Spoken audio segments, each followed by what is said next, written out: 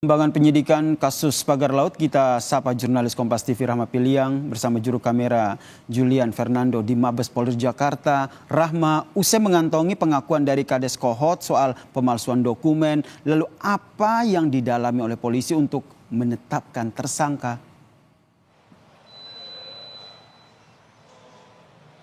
Ya, Yasir dan juga saudara, walaupun dari penyidik ini sudah mengantongi dari pengakuan-pengakuan dari Kades Kohot begitu ya, dan juga alat bukti yang sudah dikumpulkan begitu, namun tidak bisa serta-merta dari penyidik ini untuk menetapkan tersangka. Apalagi untuk langsung menetapkan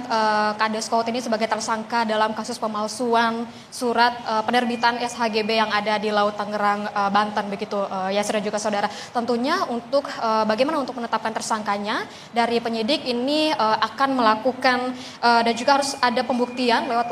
lewat dari keterangan saksi begitu, dan juga alat bukti yang berkaitan, apakah alat bukti yang disita ini berkaitan atau tidak dengan kasus ini, dan juga bagaimana dengan terpenuhinya alat bukti, di mana kita ketahui bahwa beberapa hari yang lalu dari penyidik ini sudah melakukan penyitaan terhadap beberapa barang-barang yang sudah dilakukan penggeledahan di kantor desa Kohot, di mana beberapa barang yang sudah disita itu adalah satu buah printer, satu unit layar monitor dan keyboard, dan juga stempel sekretariat desa Kohot. Jadi mana alat ini diduga digunakan untuk membuat atau memalsukan girik atau surat-surat izin begitu, Yasir dan juga saudara. Dan dari Dirtipidum Bareskrim Polri, Brigjen Juhandani menyebutkan bahwa memang mengkonfirmasi bahwa pengakuan yang disampaikan oleh Kades Kohot begitu, bahwa alat-alat yang disita ini digunakan untuk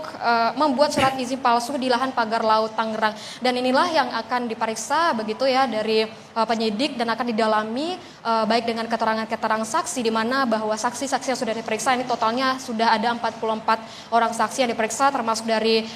korban-korban begitu, perangkat desa, pemerintahan daerah, termasuk juga ada dari Kementerian ATR BPN yang sudah menjadi saksi begitu. Dan untuk dari status dari 44 orang ini masih statusnya masih saksi begitu ya, Yasir dan juga saudara. Dan untuk mengetahui dan juga menetapkan siapa tersangka dari pemalsuan surat izin lahan di pada polemik pagar laut di Tangerang, Banten ini harus digelar perkarakan dulu, di mana untuk melakukan gelar perkara harus ada terpenuhi bukti-bukti begitu, alat-alat bukti harus dipenuhi, keterangan saksi harus dipenuhi begitu, nanti akan digelar perkarakan dan akan menghasilkan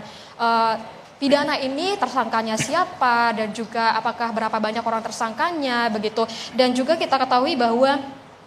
dari pengakuan dan juga keterangan dari Brigjen Juhandani menyebutkan bahwa kalau dari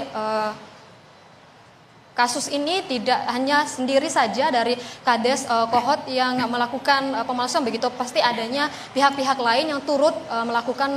yang juga turut dalam kasus pemalsuan surat izin di lahan pagar laut di Tangerang, Banten begitu ya. Dan kita masih menunggu pemeriksaan saksi masih dilakukan begitu, dan juga pemenuhan alat bukti, dan juga bagaimana untuk keterkaitan alat bukti ini didalami oleh penyidik, dan kita akan nantikan siapa tersangkanya, mengingat untuk gelar perkara ini sendiri kemungkinan akan dilakukan pada minggu ini atau minggu depan, Yasir. Terima kasih jurnalis Kompas TV Rahma Piliang atas informasinya mengenai perkembangan penyidikan kasus pagar laut di Tangerang.